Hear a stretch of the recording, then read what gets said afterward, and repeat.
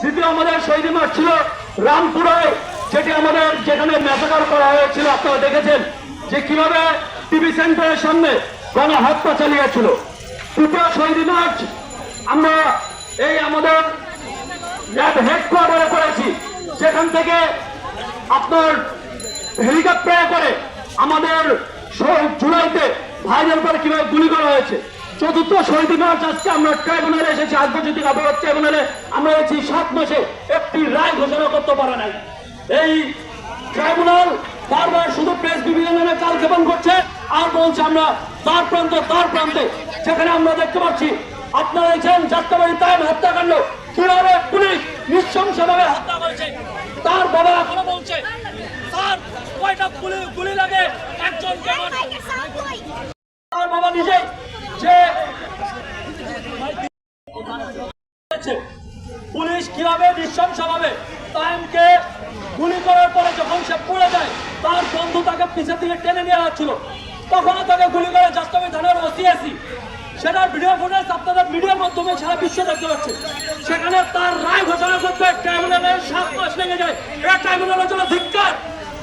আমরা বারবার বলছি যে আপনারা রায় ঘোষণা করেন, কারণ শহীদ পরিবাররা রাস্তায় রাস্তায় ঘোরার জন্য শহীদরা জীবন দেয় নাই। শহীদরা বাংলাদেশকে একটি কল্যাণ রাষ্ট্রে পরিণত করার জন্য তারা জীবন দিয়েছে। আমরা সেখানে বলছি আমরা একটি কল্যাণ রাষ্ট্র গঠন করার জন্য প্রতিটা সময় দেশের জনগণ এগিয়ে আসছে, সেই জনগণের রক্তের ঋণ আপনাদেরকে পরিশোধ করতে হবে সবার আগে।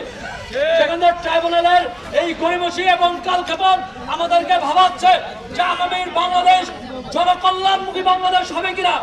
আমরা যে বিচার ব্যবস্থাকে স্বাধীন বিচার ব্যবস্থার জন্য কথা বলছি, সেই বিচার ব্যবস্থাকে আরো হবে কিনা সেই জন্য আমরা সন্দেহান। আমরা শহীদ পরিবারের পক্ষ থেকে গত 34 দিন ধরে আমরা আন্দোলন করে যাচ্ছি। শাহবাগে জুলাই মঞ্চ গঠন করে আমরা বারবার বলছি যে গণহত্যার বিচার করতে হবে এবং যেই দল যেটি সংঘবদ্ধভাবে একটি দল যে গণহত্যা চালিয়েছে আওয়ামী লীগ, তাকে নিষিদ্ধ করতে হবে। আওয়ামী লীগ নিষিদ্ধ না করে কোন ধরনের বিচার কার্যক্রম করলে আওয়ামী লীগ আবার সেই বিচার কার্যক্রমকে বাধাগ্রস্ত করবে।